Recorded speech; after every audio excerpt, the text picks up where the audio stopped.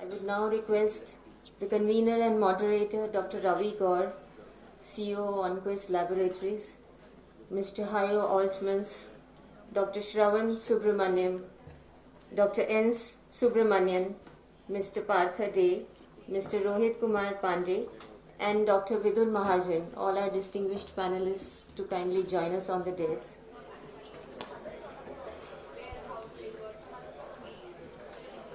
Dr. Ravi Gaur is the convener and moderator of the session. He is a qualified oncopathologist, COO of OnQuest Laboratories with 30 plus years of experience in the field of pathology and healthcare management. He is currently working in the area of developing personalized and precision medicine with genomics as a base for all diagnosis and new point of care technologies. Dr. Gaur has successfully established few centers of excellence, 60 plus independent and hospital pathology labs, and many wellness centers across the country. He has a diverse experience of multifunctional healthcare verticals, including IT and artificial intelligence driven platforms for healthcare, and setting up innovative and customized healthcare solutions with many publications. He is also trained in skill development, quality assurance, and a certified international inspector for quality audits for College of American Pathology. Dr. Gaur, I kindly request you to take forward the session.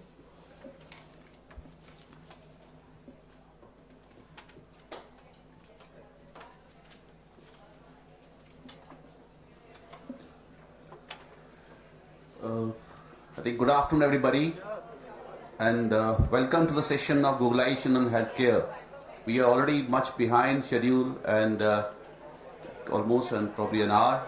Thank you for keeping patient and being here for the session. I'd like to start the session before, I think in the recent past, the information technology, internet and healthcare has been evolving together and taking healthcare to the newer heights.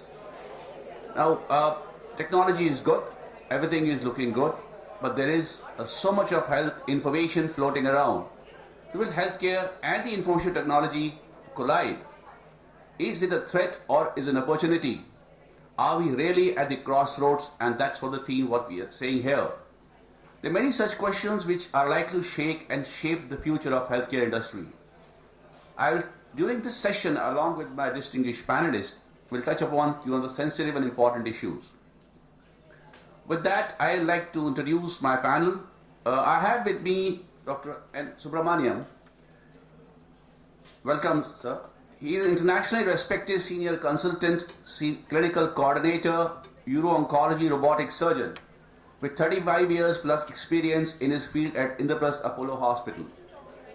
He has pioneered the techniques of robotic-assisted surgeries and well versed with the most advanced procedures of urology and medical innovations.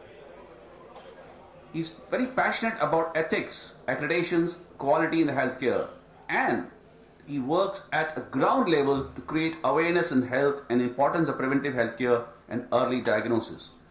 Welcome, sir. Thank you. Next to me is Mr. Hajo Altman. He is the Chief Commercial Officer, Clinical Solution Elsewhere. He also serves as Vice President and GM of Performance Management and Services at CPM Resource Center. He has served in past in Boston and Chicago, where he focused on strategy, undertaking customer industry need with special focus on healthcare. And he's currently working, I think, with Elsevier on providing clinical solutions, and I think his experience will help us to understand how to utilize this information, how to channelize this information, which is all around in the net. I have on the left side is Dr. Shravan Subramanian. Shravan is Managing Director, India Neighboring Market, Roche Diagnostics. And he's a trained medical physician with master's degrees in management. He's got 15 years plus corporate health experience and special passion for diagnostics and exploring personalized healthcare. I think hats off to Shravan. He is so passionate about delivering what is newer thing. He was here yesterday in the morning. He went back to the Mumbai and he came back again from Mumbai for the session. Thank you, Shravan, for being here. He has some leadership roles in the past for Novartis, Siemens, and much more. Next to Shravan, we have Mr. Partha Dey. Partha is a healthcare leader, SME at IBM India and South Asia. Partha is a healthcare IT professional having more than 2 decades of experience in both as a provider, payer, and public health segment. He is working on impactful and disruptive technology. In fact, we'll be talking about AI. I think he'll be talking about not AI, more of a augmented intelligence. There's another AI, what he talks about. Machine learning and advanced predictive analytics for healthcare organizations. He leads the healthcare industry for IBM in India and South Asia. I think there's a lot of questions to be asked from IBM people. He has a master's degree in physiology and postgraduate diplomas in hospital and health management. I have one of the youngsters with me, Dr. Vidur Mahajan. Vidur is Associate Director, Mahajan Imaging Education and Head R&D for Caring, which is a research academy. He is an MBBS from LTM Medical College, Mumbai, and of course a MBA Healthcare Management and Finance from Wharton School, Philadelphia. He started Caring, that's a Center for Advanced Research in Imaging, Neurosciences and Genomics. It's a new research and product development vertical, probably one of its kind in India, and started by the Indian, focused on helping companies to develop, validate, implement healthcare innovation which are industry specific and India specific. Of course, along with that role, he is responsible for operations and growth of Mahajan Imaging, which is the leading most radiology chain in India, and with the first government PPP healthcare at Suffolk Hospital, Delhi. I have a youngster with me. I think all of us are young, but I think the youngest one probably with me is Rohit Kumar Pandey. Rohit is a technology enthusiast. He is a master's degree in technology from IIT Bangalore, and he is co-founder of a company called FICCI, which is, prior to that, he was co-founded Image Valley Online Solutions, and you will be surprised, FICCI is one of the organizations. They're working very strongly on AI-driven platforms, and he has been awarded with this company with the most upcoming innovators, which is going to create a lot of disruption in the delivery of the healthcare. Welcome, Rohit. I think with this, I welcome all the panelists on board, and I probably now will start the concept what we're talking about today. IT is playing a major role almost at all levels. All of us know about it. And it's now playing a very important role in all fields of healthcare. I'll be limiting my discussion to the 2 major and important aspects. We can't cover this too diverse a topic, which have potential to disrupt both positively and negatively the delivery of the healthcare. The first is the patient, physician, and Dr. Google. And this is something that first aspect we'll be touching upon. In the last few years, has moved from, if you also notice, the internet has moved from just not being the repository of videos and daily deals to become the go-to source information for healthcare information. Thousands of health-related websites has become increasingly popular as more and more patients go online and Google their health concern. With the internet easily reaching the smaller towns and villages, use of mobile phones for online search, increase in the awareness levels of citizens, Googlization of healthcare is bound to grow. Today, in fact, our life is actually, this is what I say, our life is in our hands. That's what we talk about. Whatever we do, whatever we want, whatever we read, everything is packed into this internet-driven device. It knows everything about us. So, in a recent survey done by an Apple, they said that an individual, we check almost our phone 160 times a day. We touch our mobile phones almost 2,700 times a day and unlock this phone about 80 times a day. Such is a dependence which is growing fast day by day. I think I can ask the audience a question before we take on. How many of you have used internet for checking health issues? I think like almost many of them. The second question, how many of you got confused and faced conflicting info? Almost again the similar numbers. Now, how many of you went to the doctor with that info and your doctor was not aware of it? Yes, I think there are probably reasons. So that's where the challenge lies is. We are getting information, we're getting confused. My doctor does not know, I confuse him more. And then he says, this is bullshit, doesn't work. But that's actually the fact it does work sometimes. According to a research group, 72% of internet users looked online health information in the last 1 year. 50% of them search for information about healthcare professionals, the delivery guys, doctors and the hospitals probably. And 38% search for information about hospitals and the facilities which exist in the medical fraternity. And another survey which was done in 2015, little old, but 41% of doctors, they found they were suspicious of the info which their patients had obtained from the internet. When the patient came loaded with information, they found this information was not right. And a number of patients who were loaded with extremely suspicious information, that was 5%, now it's doubled to almost 10%. So that means that the issue of the misleading information, incorrect information, and what should be delivered, what should be read, what should be understood is growing day by day. Internet has now the starting point for most people's question about their health. Patients now say that internet is the first source of health information. Dr. Google is helping patients to determine the choice of the treatment. It is leading to change in doctor-patient relationship, and medical providers are now definitely facing a new challenge. Dr. Google has clearly, cleverly and quietly entered into the picture and is going to stay for that matter. I think I come from OnQuest. We are one of the molecular oncology diagnostic provider of the country, and I have to be, because we probably say we are one of the final opinion provider or end opinion provider. So I have to be set up alerts. If every possible thing has happened, I need to have an alert, because I don't want to be taken away by patient. I don't know this. But the problem is, if I have so many now alerts, I have to make an algorithm of alerts which is relevant, which is not relevant. And that's how I think the systems are going. But the important question is, can we trust such info and what needs to be done? That's the first aspect I'll be covering. The second important aspect is machine learning and the artificial intelligence. Computers are now understanding human weakness, like the need to eat, sleep. Computers now speak reading through not only the academic literature, but our CT scans, electronic medical records, images, mountains of data, and from the clinical trial, genomic studies have been generated.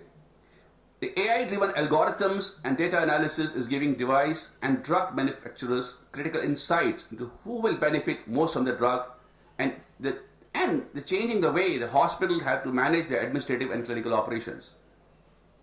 With so much of data analysis and machine learning is impacting us, our health. Will it help? Will it be a problem? Or how much it should be? That's the point is. Is technology deciding what are we supposed to do? And think as this age, even probably we all, every day I feel outdated, because by the time I reach the office tomorrow or at my center tomorrow, something new has come up. So technology is definitely driving us, but do we have to be totally driven by technology, or we have to take that technology with a pinch of salt and utilize it in the right manner? But whatever information, whatever we are having is being tracked, and it's probably leading to diverting our attention, or maybe diverting us towards that path. James William, he's a techno-philosopher who worked in Google for almost 15 years. And he turned out to be a philosopher after that. He says the current design of information technology is as an entire army of tanks and jets, which is aimed to capture all our acts and divert our attention on that path what army wants. And it seems that army is now winning day by day. With this in mind, I think there is a strong need for healthcare providers to bring their all digital marketing, delivery, technology strategies correct in order. And in this session with experts from healthcare technology, we deliberate upon these implications. So my first question probably goes to Dr. N. Subramaniam. Sir, why the clinicians who were first point of contact for health information or support are now getting relegated to number 2 or more of a second opinion? Does this signal a crisis of trust in physicians? Can you share your views in addressing the challenge and benefits of Googlization and in the healthcare industry from a doctor's perspective? And the second question will be, you are from Apollo, and Apollo runs the telehealth services, which has a wide base of population using modern telehealth technology and machine learning methods in cost-effective and convenient ways, especially at the primary level. You have been running some government PPP services too. Can you share your views and the government's approach and experiences and the impact with the audience? Thank you, Dr. Gaur. Thank you for the opportunity to share my thoughts as a clinician in this ever-expanding area. I think when you said about the the physician getting relegated to the second position, I think the first point of contact being Google is one of convenience, because you're sitting at your office or in the car or at home and you are seeking out information at your convenience. Secondly, we all believe it is omnipotent. We all believe it is benevolent. We believe all the information that you require is there. It is true that based on all the data that has been collected and analyzed, there is a huge amount of information there. What I see as a benefit one to me as a clinician, two in terms of my interface with the patient. As a clinician, I know that I am more well informed, more updated every day, interact well with the physicians across the city or across the countries, share technologies much quicker than I did earlier. With the patient interface, I find that patients who have an idea about what they are either suffering from or what they may be coming for a screening are more well informed. So they are in a better position to have a more informed discussion with me. And I find they have a more realistic expectation from the disease treatment. So that I've always found to be a big advantage. Besides that, I find the other advantage patients have. One is in terms of preventive health, in terms of wellness, as we were talking about earlier, in terms of the benefits of early diagnosis, for instance, or the availability of newer drugs, and most importantly, what they might perceive as standard of care for a given disease or a diagnosis. I think these are extremely useful from that point of view. Now, what are the challenges I face? One, like I said, a lot of the information that is there, it's not verified. It is not peer reviewed. It is not necessarily updated. It does lead to a degree of hypochondria in people. When they are looking at a particular symptom, they have gone on to see what they might have, go on to read something similar, and on and on and on. To the extent that they feel they have probably a few diseases by the time they have read what's online for about an hour or so. The information problem is that it is not really personalized. The second issue I find is it has led to certain thought processes. I have a lot of patients who see me today who believe that the most virulent infection or the most terrible cancer is not as bad as that antibiotic or that chemotherapy. Because we know that there is a side effect described, but we are not sure how frequently it happens or infrequently it happens. We are not sure how severe it is likely to be. Is it life-threatening? Not life-threatening? There is something called a strong antibiotic and a weak antibiotic. The fact that these are calibrated as per the requirements does not necessarily understood by them. So that I see as a challenge. Secondly, when you are comparing treatment modalities in different parts of the world, we need to look at certain disease patterns. Particularly if a disease is less prevalent in a given part of the world. I mean, Dr. Ban was talking about the oral cancers.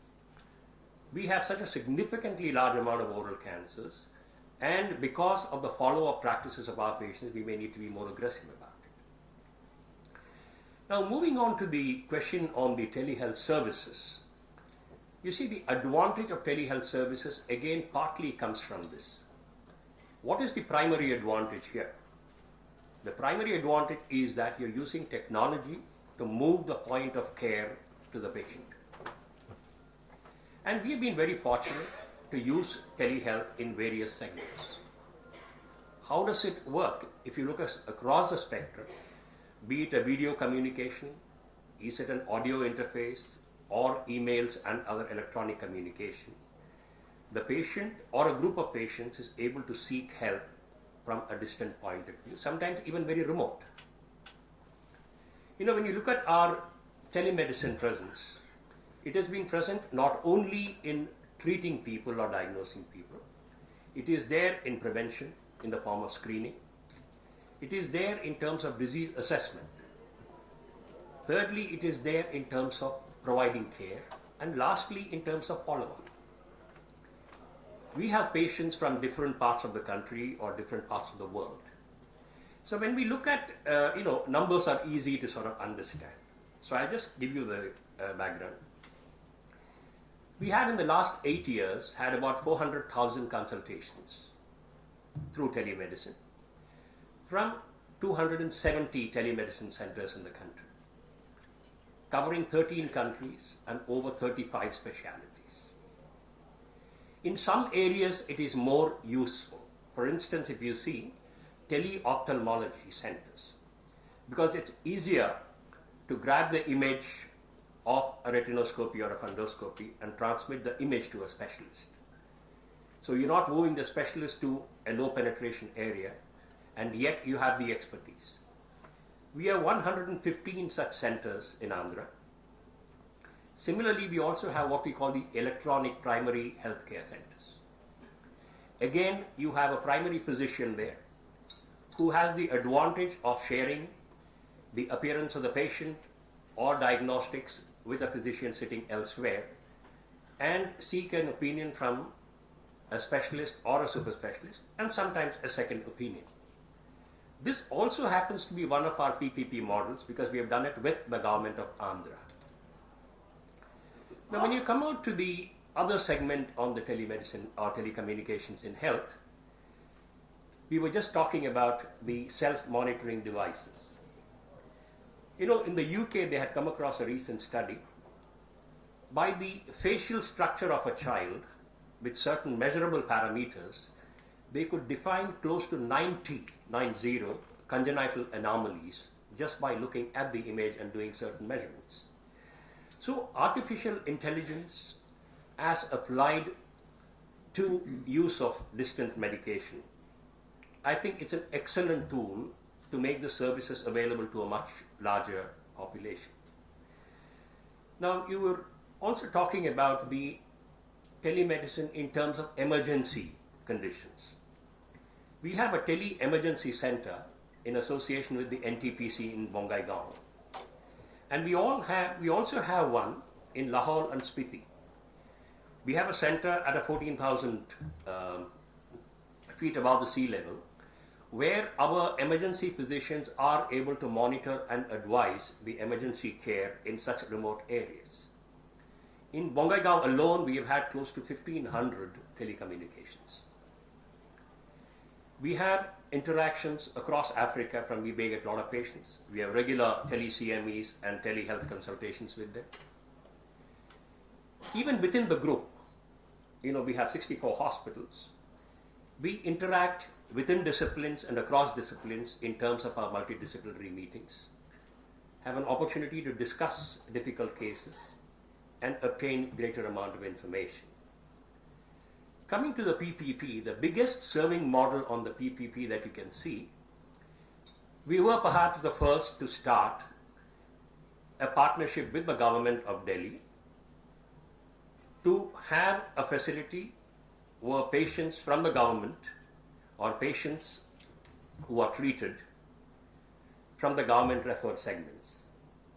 And this has been going on for several years. And we've been very happy because several thousands of patients seek healthcare from this area. So here we are assisting the government. The government obviously has such a huge overload of patients. So here we feel we are happy to assist the government in providing the quality service that we can do. More recently, what we have done is the Chittoor Medical College is an example of private-public partnership. A district hospital, the structure and the facilities and expertise has been enhanced considerably, and it's also been utilized as a center for medical education.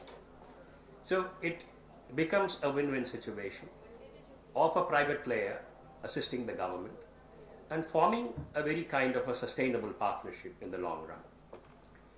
Now, talking about the, you were mentioning about the role of the artificial intelligence, which I think Partho will address later. One segment where we have found it to be very useful is the value of the electronic medical records. I think the EMRs, I think, would be the way forward for so many things, be it in terms of disease profiling, be it in terms of risk stratification, and I think I dare say that even going to the extent of rationalizing health insurance. If you were able to risk stratify people instead of 3 or 4 or 5 categories into 100 categories, you probably find the premium would be more rational, more people would accept insurance, there will be a higher penetration, which means there will be less out-of-pocket spending on healthcare. Lastly, on the surgical segment of the artificial intelligence is the use of robotics in surgery. The introduction of robotics in surgical methods has really revolutionized a lot of things. I am not for a moment suggesting that we are incapable of doing things if the robots were not there. All these surgeries happened well before the robots arrived. The advantages we have is greater precision and a much higher degree of movement of these instruments, a finger-controlled precision, most useful in areas where there's a limited space or limited access. In urology, it has completely transformed the approach to prostate cancer. The world over, we are able to diagnose prostate cancer much earlier because, one, people are aware, two, they have an access and availability to a PSA testing and an ultrasound, and thirdly, once they come to us, we have the MRIs which are going to diagnose the likelihood of a cancer. We do the biopsies to diagnose them, and then we are in a position to offer them. We are in a position to offer them something which is as good as cure. If you look at today, 98% of patients who are treated for prostate cancer in an early stage will survive beyond 10 years. So it is a combination of various technologies coming together which has helped us in this. I'm sure Partho probably might be talking later about the role of virtual reality on other things. Virtual biopsies and so I think more or less as a based on the telemedicine and my role as a clinician in Googlization, that's my thoughts. Thank you, Dr. Subramaniam. I think giving you insight and the direction to the our discussion. Next, I actually move on, Mr. Partha. Partha is, he's from IBM, and IBM and Google have built up a huge information bank, and now building up literally an information highway for healthcare. But can you shed some light on how do you intend to handle the conflicting information? You have the vision of solving health challenges with consumers in mind, especially patients. What are the areas which need to be focused both from patients and doctors and healthcare providers' angle? Now, recently, I think of late, almost many of us must have read that IBM has filed a patent of coffee delivery drones, which can predict when one needs coffee. They are flying around office complexes and big compounds, but by using individual biometrics like people dilatation, skin moisture, blood pressure, etc., they can deliver coffee at the appropriate time to the appropriate individual. I do understand that this kind of information alerts are good for drug delivery. Suppose I'm on a medication, my medicine is lost, I forgot about it, drone delivers medicine at my table and I eat it. I'm sure that I even have this. But then what's your view, because on business of collecting and making use of such data is definitely affects privacy, and how do you think is need to be addressed? Thank you, Dr. Gordon. Thank you, FICCI, for this opportunity.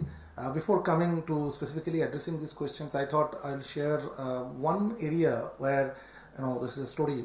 When I used to work for Artemis Hospital, managing their operations before joining IBM, got a call from one of our senior doctor colleague, telling that, Parthu, can you come down and see me? I thought there must be something gone wrong, maybe in the computer system, or somebody must have not provided something what he has asked. So I ran, sat with him, and he said, no, it's very important. This is in 2007 early. And his question is, today I have a patient, and that patient has kind of proven that I don't know anything in healthcare. I said, oh, what happened, sir? He said, no, this guy has done all this research from Google. Can you guys tell me, how do I also do the similar research before I start meeting this kind of patients? This becomes a very real important point for him. He's a very senior doctor, very well accepted in the field, and there will be line of patients to see. But there are some patients who are now kind of doing more research, and sometimes what Dr. Saab was telling, that it may be beneficial because they would understand and appreciate what doctor is telling. Some point of time it becomes very difficult for the doctor to go and kind of counter him what he is coming up with. Now the challenge for the Google doctor or Googlization of healthcare for this patient is that whether they know what to search, how to search, what to look at and what not to look at. The very important component is that what not to look at, and most of the situations they don't have the knowledge to interpret the information coming from Google. Now that becomes a very important area for us to address, and also important area as a physician, how do we go and encounter? If you directly encounter the patient is not going to believe you. But today the situation is patient is first going to believe the Google or whatever is coming out of Google. Unfortunately, a lot of cases what comes up as the first 1, 2, 3 are either advertisement or something being fed as a SEO search, right? So those are things, a lot of times it is not known to the patients, like the informations what is coming up in the first 3, 4, 5 or maybe in the first page may not be very relevant for him, and how they should look at the most relevant information from them. So that's one important point. There is some amount of education that is required for us to do the search rightly, appropriately, and looking at the information. So here I think all of us we need to play some role, rather than telling no to the patients and not to do search, is that educate the patient that how to do search. And after that, what he did, he actually, he changed his style, and he said, okay, I know that this type of patients is going to come, and these guys are going to be, more asking the Google questions. So he started doing the search himself before the patient comes. And he said, Bhai Sahab, don't worry, I have also done this. So you must have this question from this site, right? So that eases out in a lot of ways, and at some point of time, the patient felt that he becomes a better doctor because he also knows this. There was nothing that he was not doing earlier, but this is a different way of how we are going to handle it.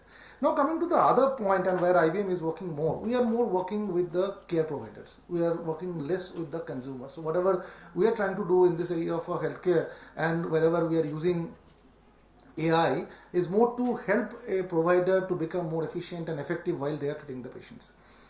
In this area, we call AI as a augmented intelligence. This is more, we believe that today the computer systems, while we are developing this AI, they need very great amount of learning and the coaching from the doctors to start thinking like a doctor as of now, to help the physician to take a decision at the point of care. Now the challenge is information is so much that for a physician to look at the information at the point of care becomes very difficult. A lot of times it would happen is that the physician would go back and then consult either peers, their friends, mentor, a lot of times a lot of medical journals, but to do all these things at the point of care become impossible. Now what we want to do is we want to make sure that this information what a doctor need to know is available at the point of care, with the relevant reference of the information, that why we think this information is more pertinent. Color coding could be a very easy way of making the information available, so that the physician, while they are working with the patients, they know that what to look at and what not to look at, and then the decision is absolutely left with the physician and the care provider to decide what they want to do. And some point of time, if the doctor at that point feels that the decision provided or the information provided is not correct, there are feedback mechanisms to give a feedback, so that next time onward system keeps giving them more appropriate information to them. So the machine learning component is already embedded. So Dr. Gaur, the example that I've given is a little futuristic for healthcare. I hope some point of time we would be able to do that. There are certain things which we are working at a very research level, I must say, as of now, that has not even come to a POC level where I will do some POCs, and this is all like thoughts. Some of them would be practical, most of them may not be practical.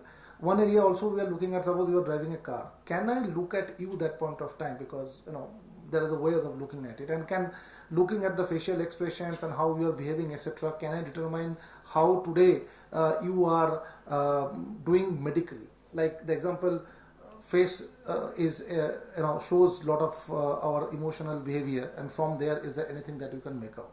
Other example we started looking at, very simple and common, is that can we looking at analysis of urine? So can I have a smart urine analyzer? So in the morning, can anybody look at some of the parameter coming out of this urine is being tested using a some remote mechanisms through which all the information goes to a cloud, and then looks at that what is the difference that has happened to that patient on particular day, and then accordingly tell him what he needs to do or he may not need to do. So lot of areas that we are trying to look at, which is sometimes looks outrageous, like whether it is possible or not possible, but we think that some of these today looks like a sci-fi would become practical, which has already happened in most of the cases. Nowadays, I think sci-fi movie makers have a very big challenge, because most of them become what we used to see in James Bond movie all have happened in our life. I keep telling my son, I don't know for you what would be sci-fi, because you keep doing all these things of your own. So with this, I would like to end my thoughts, and would be happy to come up with any specific questions on AI. This is a very interesting area, and not only AI, we are also looking at other emerging technology and impact, like particularly IoT, blockchain, things are being done on cloud. Combination of all of it, I think, is going to make the difference the way we are treating our patients and help with better outcome. Thank you, Partha. I think I have understood what we are facing, the challenges that you're working on it. I think we look forward for much more from IBM, and I think better organized information. Moving on from here to Mr. Hajo Altman. I think. In healthcare, I think you've been working, Elsevier has been working on making some clinical delivery solutions. And in healthcare, there is an hourly avalanche of new research papers, clinical trials, scientific studies, and patient health information is floating all around. It's impossible for doctors and medical research to keep up with every tiny fraction of it. Can you throw some light on information analytics process of Elsevier, which is working on advanced healthcare, improving performance, delivery, and knowledge? How do you ensure that information provided again is, same question, fully validated and updated for the clinical use? And what are the areas of improvement and what future you see for clinical utility of both for doctors and patients? Thank you, Dr. Gaur, and thank you to FICCI for the opportunity to participate in this distinguished panel, and privileged to share my views on this topic. I think these are what the other panelists have shared, right? These are times of enormous opportunity, right? The ability that we can do with the bandwidth that's being created, with the advances in AI and machine learning, really gives a lot of opportunities to access information and to analyze information. These are enormous opportunities. There are also times of responsibility for all of us, different fields we're working in, to leverage that opportunity to the advantage of the patient and the populations, for health of the population. To your specific questions, we all know that medical knowledge doubles at increasing rates. In the 1980s, it took about 7 years for medical knowledge to double. Now it takes about a couple of months to double. There's no way, it's impossible for any professional to keep up to the latest research. What happens, as you described and others described, many end up using Google to search. We know that these are US numbers, so I don't know what the statistics are here. We know that about 84% of physicians use search engines. 94% of those use Google or use Wikipedia. We also know that a lot of Wikipedia entries have mistakes in them. So it's our responsibility as an information analytics company to ensure that those answers those questions get answered in the right way. To give the clinicians the opportunity to get to the right information at the right point of time for the right patient situation. To then help them reduce the unwarranted variability of care, which in my opinion drives improved outcomes for patients. Now, how do we do that? Right, there are three different ways I wanted to mention. One is the more traditional way, right? So as an information analytics company, we have large groups of editorial teams. They curate the evidence-based content, right? And that's an important concept, the evidence-based content, as opposed to non-evidence-based. Those teams constantly surveil the literature, ensure that the evidence is quickly brought at the point of care. Some examples, for example, in our drug information business, we are able to, within a couple of hours, push out new information that becomes available, for example, on drug pricing. Then the other way we do that, as a publisher of 25% of the world's scientific output and in our journals, and as a large publisher of reference books, we have created the very advanced clinical search engine, which we pair with all the underlying clinical reference information to help physicians to the speed to answer, right? You talked about the convenience of searching.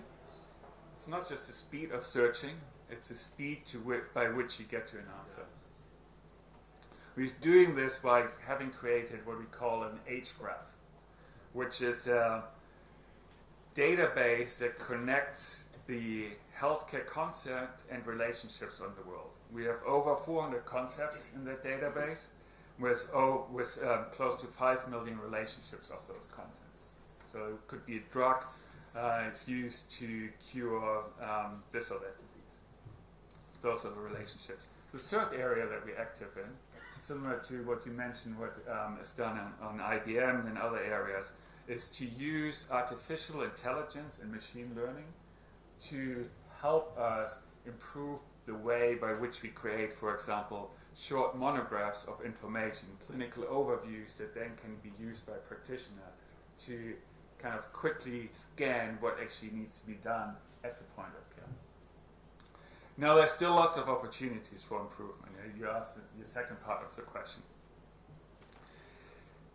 Couple of thoughts on that one. So for me, there are two big themes that are related to physicians and other healthcare providers, right? It's important that we think about the entire care team.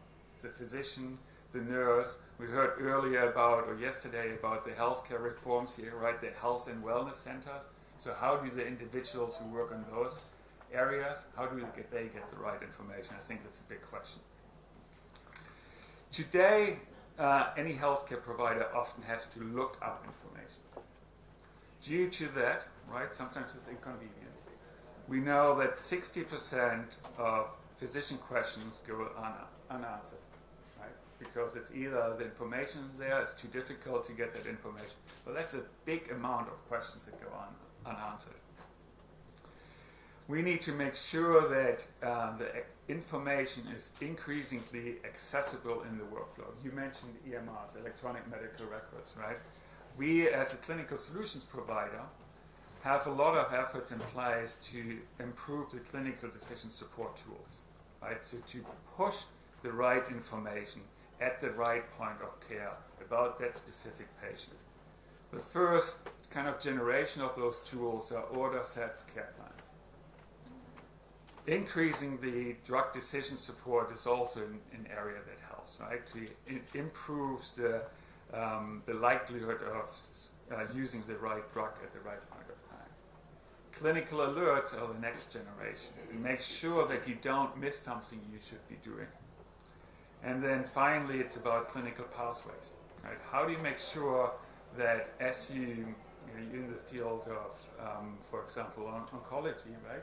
How do you make sure as you identify a patient for a certain chemotherapy regimen that patient actually stays on their clinical pathway? right? Or that the diabetic patient makes sure that you do the right foot exams at the right period of time, etc. The second theme is around artificial intelligence and what we call real-world evidence. Right? So these are, again, this is driven by the technology that is in place. Think about the increasing speed by which knowledge doubles, but also think about the data that is available, either through variables, you mentioned about the tests being done, right? And the data that sits in electronic medical records. Right? It's the structured data that sits there, but it's also the unstructured data and the physician notes that through machine learning you can actually make accessible and turn it into structured data. Right?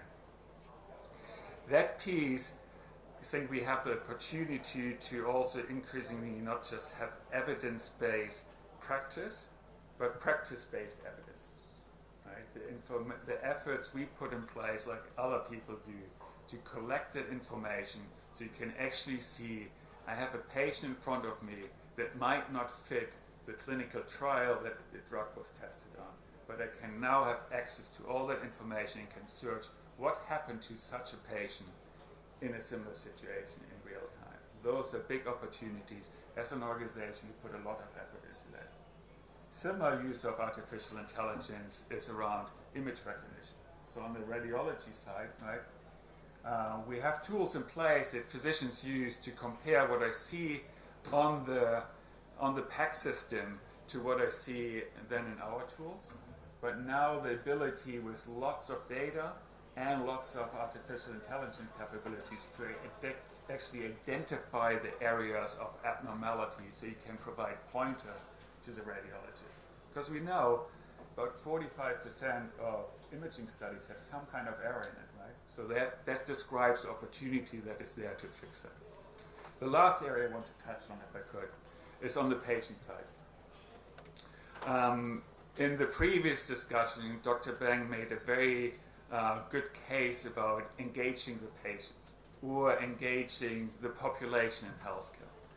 And other panelists mentioned the importance of making sure that as a physician, you talked about the patient coming into the practice and saying, oh, okay, I've done all this research, this is what you should be doing, right?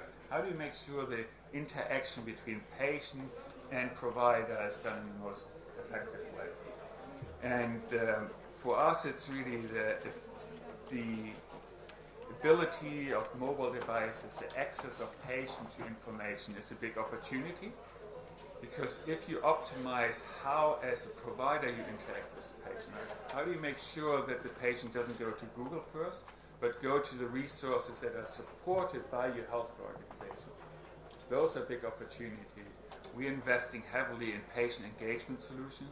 It's not just a text patient handout at the point of discharge. It's not just a video that you might prescribe as a provider prior to a surgery to make sure that there are good outcomes. Right? It's also the way you push information to the patient, the way you make sure that the patient interacts with that information, to make sure the diabetic patient actually follows the nutrition advice that you're giving. Right? Those are big opportunities, and I think that then translates into, take the Indian case, right? The health and wellness centers. There will be lots of new patients coming into those centers, and we need to provide those patients the additional information and tools to be active in their own health. Those are my initial thoughts.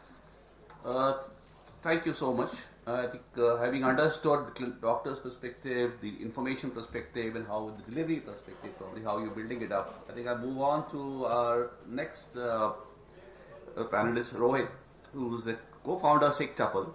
Rohit, you come from a very advanced technical background, but I think I'll probably say now you're part of the clinical part, but otherwise a non-clinical background. But you have been able to develop successfully an AI-based technology, which is likely to create major disruption in healthcare diagnostics. Coming back to the topic, as I said, the people treat the web like doctor today, but web is not taking a Hippocratic oath, right? So how do you trust that?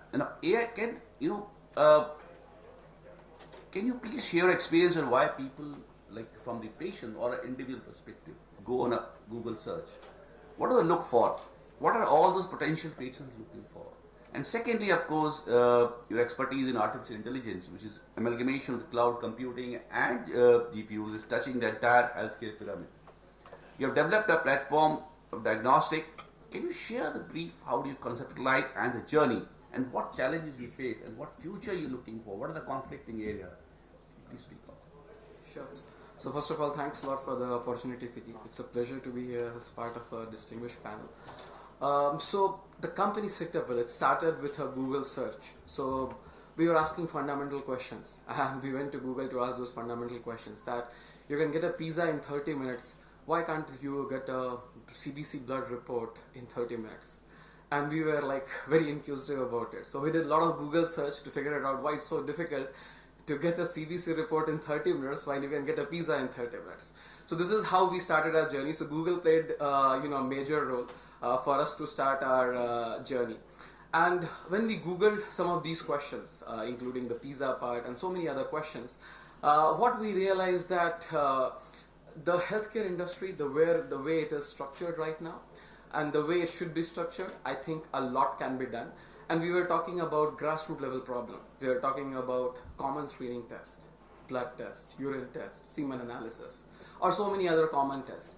And what we realized that for most of the tests, the accessibility is a problem, the affordability is a problem, the accuracy is a problem. And how we got all this information? We got all this information from Google, by the way. So Google played a major role on how we started all this. But when we went deeper into it, by talking with different labs, by talking with different hospitals, we got to realize that there is much more than what Google provides when you do a simple search. So healthcare industry is much more than what Google is. But the question which Dr. Gaur asked, it's a very interesting question. Why somebody goes to Google? If I ask you a question that suppose you want information on a blood test or a urine test, do you have a website in name where you will go? I'm just asking. Do you have a website in your name where you will go and you'll try to look for information? No. So the answer is why people go for Google, because there are not enough source providers which has content structured in such a way that all of us can consume. People who are not doctors but who are patients, right? If I want to know something about healthcare, something about a particular test, a particular disease condition, other than Google, is there a particular app where I can go and look for information? The answer is no. And what has happened that the population has become more and more savvy. The population is so savvy that we spend a lot of time on a mobile phone. As you got to know from Dr. Gaur, we spend a lot of time on social media platforms. So we are becoming savvy passing day, but healthcare industry is not that savvy, or is not at the stage to serve the savvy population. Hence Google, because we don't know where to go to find information in structured manner. So that's the reason we feel that Googlization is playing a major role. But what we feel also that other than Googlization, the healthcare information which is available in the industry, it has to be made available in a more structured form so that all of us can consume. The other thing is people always talk about affordability or accessibility and accuracy in healthcare. In our view, I think there is a fourth thing which we have to all be cognizant of. It's transparency. The reason people don't go for preventive health is because transparency is missing in healthcare. And I'm telling you from my experience, it's not just transparency which is missing from the patient part, it's also missing from a doctor's part. Before we started the company, we were doing in an interview with a panel of pathologists. We asked a very simple question. You use these devices, hematology analyzers, urine analyzers. Do you know even how it works? You won't believe out of 10 pathologists whom we interviewed, 1 out of 10 only were able to answer how these hematology analyzer works. Because for most of them, it's a black box. If you go on some of the website to figure out information about hematology analyzers, right, you will not get the relevant information. Again, there is an information missing. But the point I'm making is the transparency is not only from a patient perspective, even from doctor perspective. Because what I feel that what's the source of truth in the entire healthcare industry is the diagnostic data. That's the source of truth.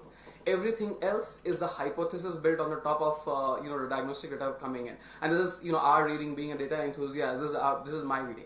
And if this is not true, and if this is not transparent, and if there is no transparency here, everything else is built around it. Hence, I feel that Googlization has become a trend, and I feel if the transparency has to come in, affordability, accessibility, and accuracy has to come in, most of the healthcare operator, they have to structure their IT platform so that they become the source of truth. They become the information source, and this information can be provided not only to the patient, but also to the doctors and all other operators in this field.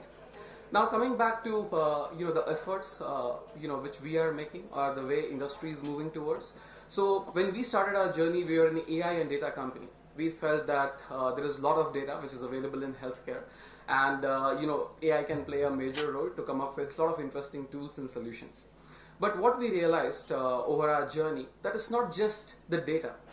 The way the data is generated also plays a critical role, because if the data is not generated correctly, and I'm sure that Dr. Vidur and Parthade will have his own views around it, you can't apply AI properly. So the data plays a critical aspect, and hence the way data is generated also plays a critical aspect. Hence we transform ourselves over the last 3 years. Earlier we were saying we are an AI and data company. Now we term ourselves we are a robotics, data and AI company. Because without robotics there is no data, and without data there is no AI. And to give you one simple example, when we are looking at CBC tests to come up with an interesting solution for CBC test, we asked labs that give us digital data for CBC test. All they were able to give us was the data which was coming out of a hematology analysis. We are looking for the source of truth. This means a digitized blood slide. But it was not available.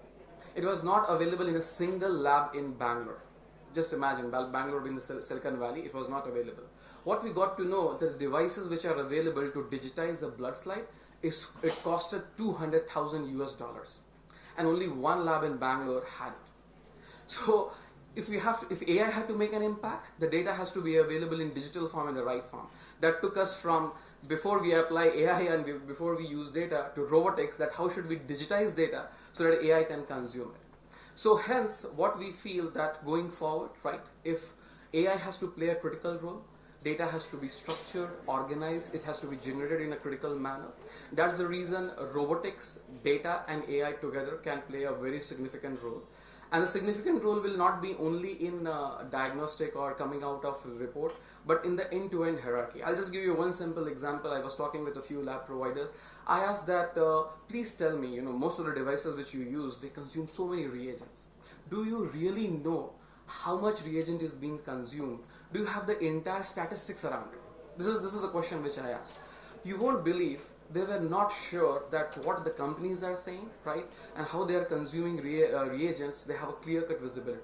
It's not just visibility. If you don't have visibility, you can't use any technology. So AI can play a very significant role in how labs use reagent. And I'm telling you, it will play a major role in the healthcare delivery, in the diagnostic data delivery. So the point I'm making is the AI is going to go from top to bottom. It will not be limited to a particular screening test. It will go further deep, and it will go in oncology.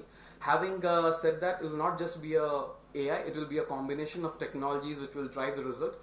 What I'm little concerned about, I'm not concerned, but I'm little cognizant about is personalization is always a challenge. So if I have an app, it recommends a restaurant, and it's not recommending a right restaurant for me, it's okay. I will laugh at it. I'll say, okay, fine, I never like Chinese food, and it's recommending a Chinese restaurant. But when it comes to health, and if something is being recommended and it's personalized to me and it's incorrect, it will have a massive impact. So what we have to be cognizant about is when it comes to personalization, there has to be regulations around it. And that's the reason, although we are an AI company, we really advocate regulations and frameworks, so that when it comes to a personalization stage, it should not just be a very light exercise. It should be a very well thoughtful recommendation powered by a lot of data. So this is my 2 cents on how we are and how I am looking at healthcare industry and Googlization. Thank you. Thank you, Rohit. I think highly ambitious, well understood. I think you have probably understood what probably the need is, and in fact, this is organization probably what I heard has been funded twice, even before the product was ready. That shows the faith of the people. Good luck, all the best. I think we are looking forward for the disruption. Thank you, Dr. Coming to Dr. Shravan. No, Shravan, I think how many of us, I think in the audience probably, if you can use wearable for tracking our calories, everything probably. Yes, I think there are a couple of us probably, and many of us may be wearing right now also. But seeing your glucose levels every minute on your phone, does it really change your lifestyle? I mean, it's something, a piece of cake in front of you, say, no, my sugar is up, I won't have. I don't know. I mean, that's a probably question you all have to ask yourself. Now, Roche is one of the strongest players in diagnostics. You have highly advanced, fully automated, time-tested, highly precise, fully validated and accurate systems. This is probably the entire industry. It all depends on products delivered by Roche. Where do you see the future going? As many AI-driven new technologies, which are not only easy to use, will probably remove the human interface, even cost lesser. Like FICCI is right in front of you. Can you focus on challenges, benefits, and synergies?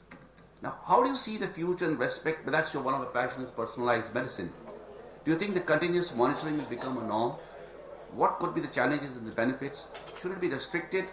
Should it be restricted or rectified, or keep going ahead the way it is going? Please, your views. Thank you very much, Dr. Gaur, for setting this up and for the context, for setting the context as well. And before I speak a little bit about the future, I think it's important to reflect on the past, and where we have been determines where we will get to.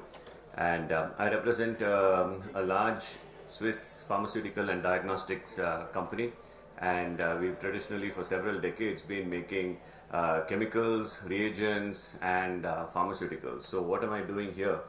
Sitting in an august panel that's speaking about artificial intelligence and the Googlization of healthcare. There are a couple of reasons for that. Right?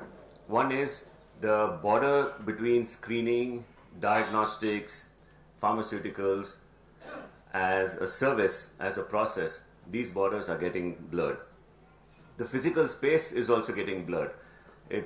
We still have traditional pharmacies, of course, and clinics, but really it's becoming all about the patient. You spoke about wearables, and it's becoming all about the patient. It's becoming about continuous monitoring. It's becoming about data. What are we doing with this data? We had some good examples earlier, and what we need to do to go forward. So with that in mind, my company Roche has actually pumped in a significant amount of funding, research funding, into this space, into the digital space. In just the last couple of years, we've spent over $2 billion in technology for data management, for artificial intelligence, for decision support, and so on. Because we realized that simply being a traditional company that sells chemicals and reagents and expecting results to come for the next 50 years, that's not going to happen. It's not even going to happen for the next few years. We need to make some significant changes in our business model to be more relevant to clinicians, to be more relevant to patients, and to empower them, really. So a couple of things are likely to happen in the future. We are moving towards a world where healthcare will become very much patient-centric. It, of course, is very much patient-centric, but it will be even more individualized. We spoke about personalized medicine, precision medicine, and it's going to be prevention-oriented and very much data-driven. Wearables are already present. You know, the scary thing, Ravi, is not so much that these are going to happen in the future. The technology already exists, but now it's all coming together, and if we don't embrace it, then we are likely to be left behind. I'm reminded of a comment that a former colleague of mine recently made. He's actually joined Google after spending most of his career in pharmaceuticals and diagnostics. And there's talk about Dr. Google, Dr. Apple, Dr. Watson. And he was saying, look, the tech companies are entering healthcare and they're going to be taking over very soon. So if you don't get on board, you're going to be left behind. I think the day is not far when finally Dr. Watson is going to have the last laugh and turn to Sherlock and say, elementary, my dear Holmes, because they are really taking the power of decision making into technology. So I'll leave you with a couple of thoughts where I find the future going in healthcare, with diagnostics, with pharmaceuticals, with treatment management, with decision support. Whether it's with patients, clinicians, or service providers, the common theme is empowerment. Traditionally, diagnostics has not done much, has relied on customers and labs to take care of decision making. But now Google and all these technologies, they are empowering patients. They're enabling them to make a better decision, a faster decision, as Dr. Subra said earlier. It certainly empowers clinicians, not just in routine clinical management, where we're talking about, say, digital pathology, digital radiology, interpretation support through algorithms, but also for R&D. I came across a company recently that came out of the MIT incubation lab, where they are accelerating clinical trials by several months simply by using data and bypassing patients altogether. Imagine the amount of money it could save, imagine the amount of potential harm it could save to patients by accelerating this using intelligent data. And finally, empowering service providers. I think Rohit very nicely touched on what it could do for reagent management as well as automated workflows. So all of these together is about empowerment and speed and better clinical outcomes. So thank you. Thanks, Shravan. I think, yes, I am totally on board with you with the technology. We need to be updated. And I think this thing you're sitting next to me, I'm going to have a wearable tomorrow, purchase and wear on me. But that's, I think, an important part that we cannot be hiding behind the fast-growing technology. We have to, but I think, but the information has to be channelized and utilized the right way, and probably should be appropriate and correct. Coming to the last panelist, we have Dr. Vidur Mahajan. Vidur, you are a qualified physician managing a very high-end radiology imaging center, running a research center. When I was talking to Vidur actually before the panel discussion, I just wanted to know what exactly, what are you problems what you are facing? And he says the patient comes to me with, I got a pain in L4, L5. That's it. And not even pain, I got a problem in L4, L5 vertebra. And no, that's a drastic change. Earlier the prescription was patient comes to overcome the symptoms. Now they're coming out with a finding and then they're questioning you. This is what is really happening into the because of Googlization. So the ability to get an instant diagnosis has turned many people into now the term called cyber contracts. Can you share your experience of patients, what kind of patients you're getting, what questions they pose, and what has been the change from the past? Where do you feel Googlization has gone wrong, and what can be done to address the concern?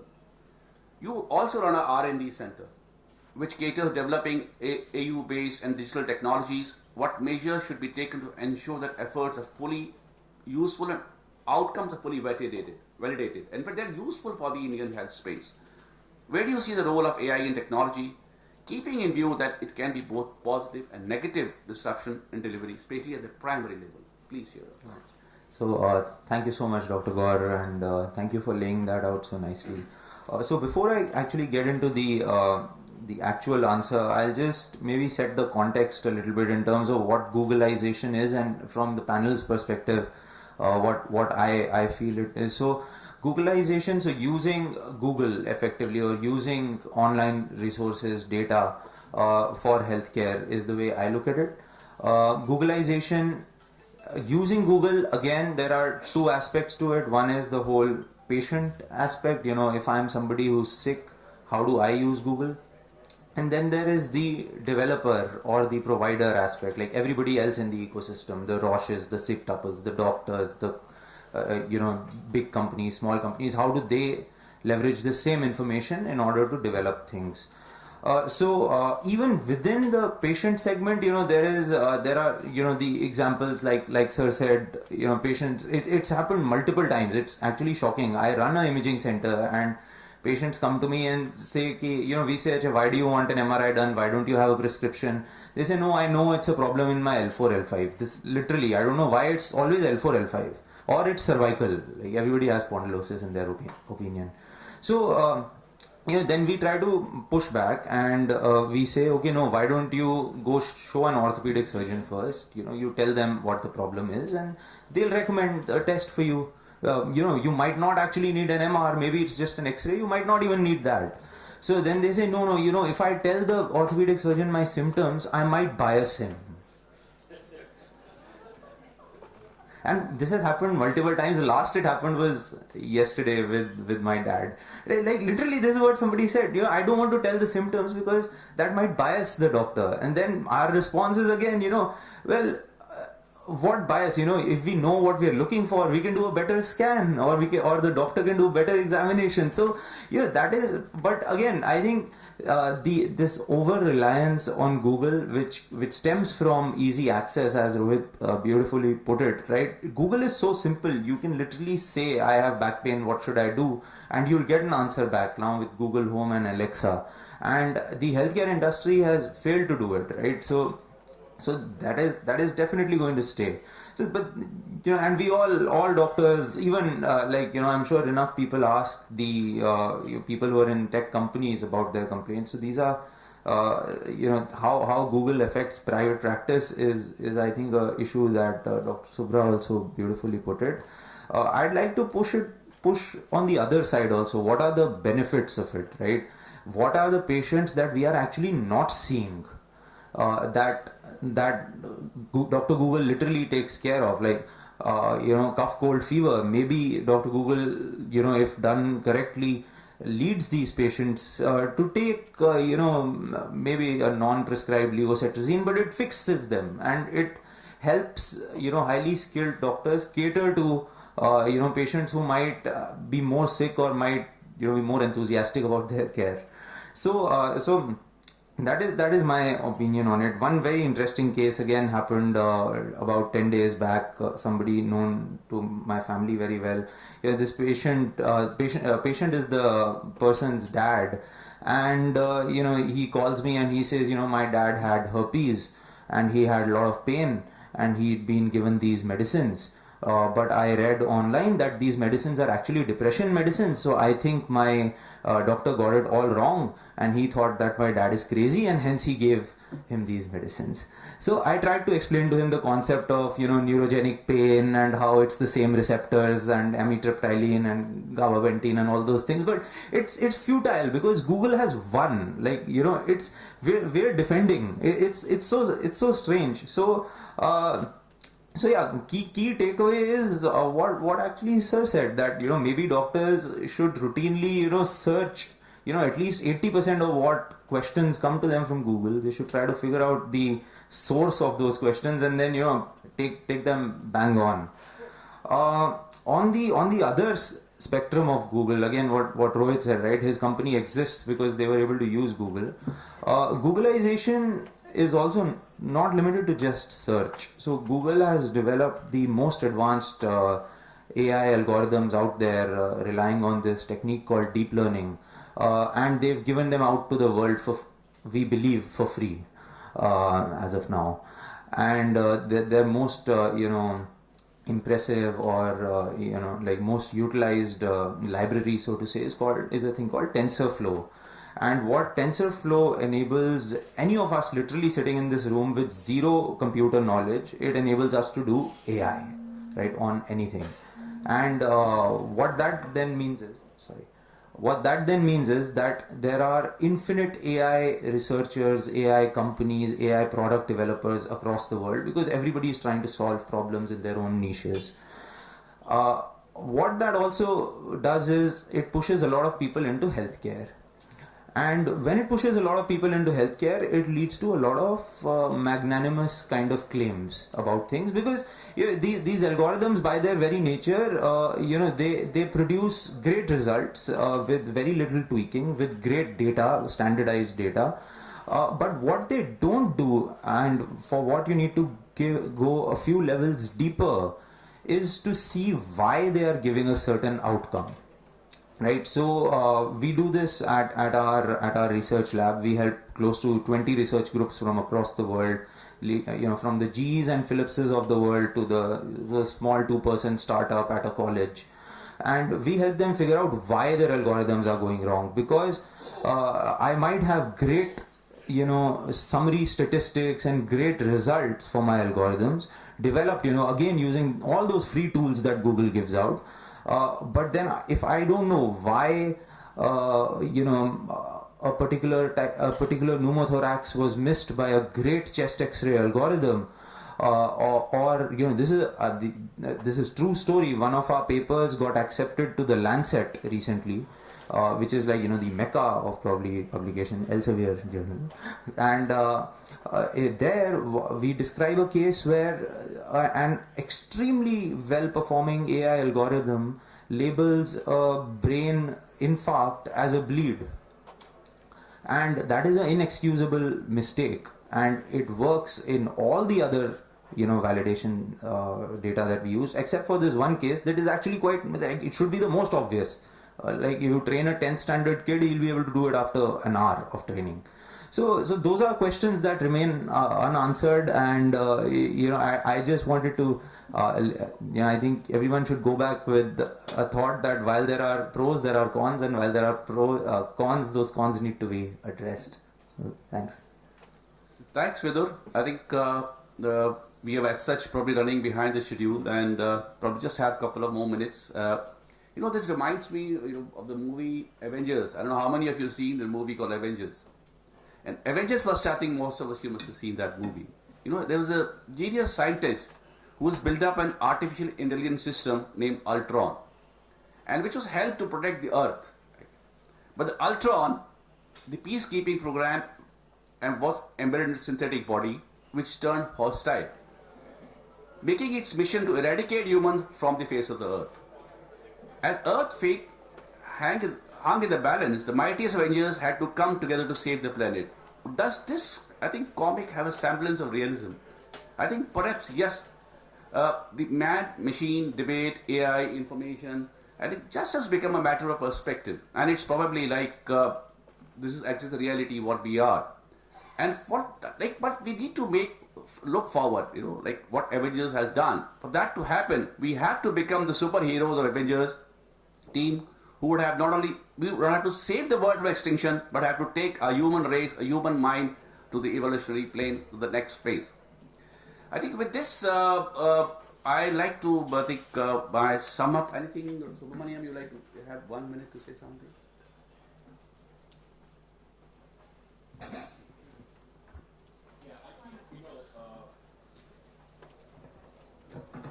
Yeah, thank you. No, I think it's been a great learning experience for me, because all the different segments of creating the right kind of the utilization of the artificial intelligence and applying it to clinical sciences is not only going to help us deliver better, and where you started about the crisis of trust as a factor coming up. And I think if we were able to follow more guidelines-based practices, then I think we would be able to restore a lot of that crisis of trust. So I believe adequate utilization of technology with transparency and being able to communicate with the patient better and at least respond to as many questions as possible, honestly, is the way forward. Thank you. I'd like to, I think, with this, I think I sum up the session, and probably, the Google is like an easy, I think let's have, I think, 2 questions from the audience, if anybody has got. Yeah. Any questions, please? This question is to Mr. Partha. I've been following your Watson experiment with Manipal group, especially in oncology, more from the perspective of costing of delivering the services.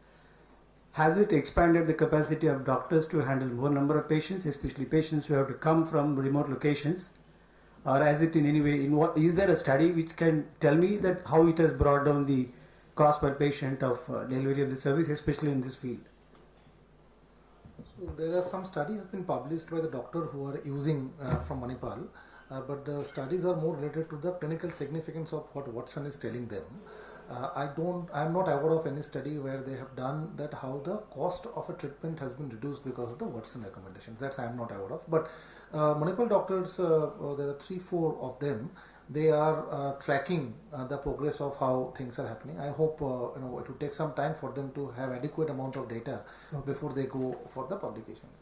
But I can share from my personal experience. I have used it because of one of my friend was unfortunately got diagnosed with cancer, stomach cancer at a good stage 4, and been to the Dr. Patil, who is a HOD over there, and we did a lot of permutation combinations of trying to ask Watson's, and most of the time I found that what Watson was telling, which was more practical, 1 or 2 things we found which was not coming from the doctor recommendation. Then we had a good chat and tried to find out that is coming up, looked at the evidence in details, and then decided not to follow that. That also a different thing. But what personally my learning, and I keep talking about this subject for now 3 years plus, This was a great learning.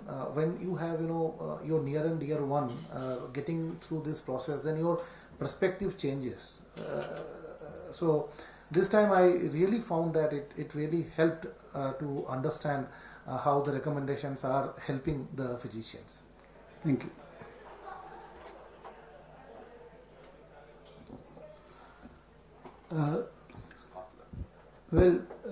One of the major problems of the precision medicine has been that, what all do you actually incorporate into this? Whether you put this omics technology or you just play by the rules or go beyond rules. My question is that although these technologies and these algorithms are there to stay now, we have to accept it. What kind of checks and balances do you want, so that people who could do a hit on a Google, and there are 150,000 sites opening up, which are the ones which should come up and where it's not giving you wrong inputs? That's one. Secondly, purely for Indian purposes, how do you actually customize these? Because the Indian population is varied genetically vastly. I mean, you have Indo-Tibetan speakers and you have Indo-Europeans and Australoasiatics and Negritos also. So how do you actually extrapolate all these things into your systems so that this technology becomes more useful actually even to people in urban, semi-urban and rural areas? Thank you. Thank you. I think that's a great question and something that we should be very wary of. Sometimes technology can get a little ahead of ourselves, and so we do need to rely on some very traditional methods such as validation and evidence-based technology. I think we have great examples on either side here where we're talking about evidence-based medicine, really empowering our clinicians and using technologies for validation. These are principles that really have stood the test of time and indeed will help to address the concerns that you have. Certainly, getting genetic information, getting data from different populations is also key, because as you go deeper, as you get molecular information, as you get sequencing information, the distinctions become slightly more stark than previously. So it is important to get the clinical data, the genetic data from different population sources as well. And I believe that is very much in play as we are progressing. You had a question.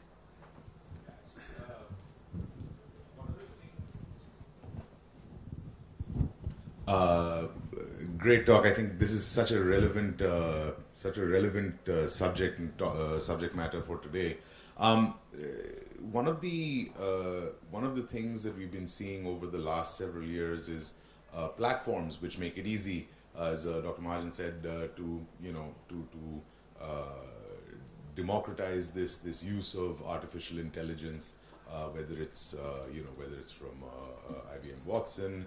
There are a few other people out there, Microsoft and a few others that are actually looking at setting up platforms which make it easier to use for other people.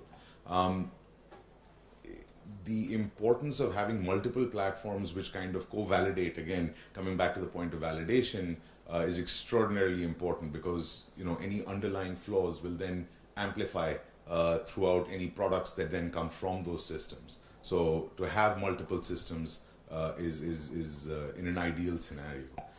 My question to the panel, actually no one in specific, is that as the reliance on these various systems become more pronounced, and as these systems become more available, do we think that there will be a divergence or a convergence of the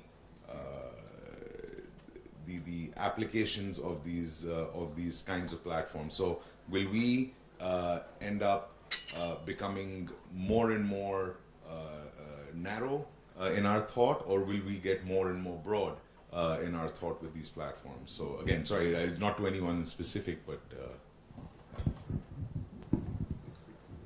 yeah, I can offer some thoughts on that. I think it depends a little bit on if you use the tools to replace the professional, or do you use the tools as an enhancement, right?